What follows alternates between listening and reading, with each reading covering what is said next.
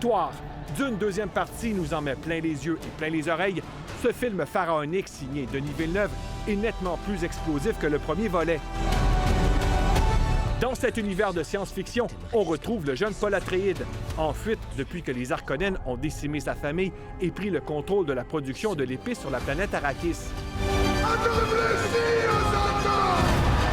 Mais la vengeance gronde et les Fremen, peuple fondateur d'Arrakis, sont à la recherche d'un sauveur. Paul, incarné par Timothée Chalamet, serait-il le prophète? Sur cette terre de sable, Chani, joué par Zendaya, croit qu'il s'agit d'un mirage. Occupez-vous de ce prophète. Envoyez des assassins. De nouveaux personnages font leur apparition dans Dune deuxième partie, entre autres Austin Butler, méconnaissable dans le rôle du neveu du méchant baron. Le réalisateur et co-scénariste Denis Villeneuve reprend encore une fois avec certaines libertés le roman original de 1965 de l'écrivain américain Frank Herbert, où il est beaucoup question du pouvoir de la religion et de ses excès de croyance.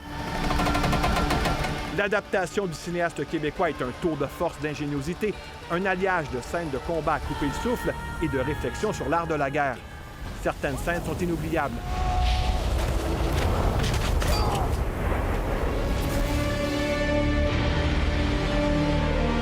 Dans Dune deuxième partie, Denis Villeneuve a un contrôle total des couleurs qui lui sont chères, le orange et le sépia, mais avec beaucoup plus de clarté qu'auparavant. Les images grandioses ont été prises entre autres en Jordanie et dans l'Émirat d'Abu Dhabi. Ajoutez à cela que les effets sonores et la musique sont dignes d'un Oscar, comme ce fut le cas pour le premier volet de Dune.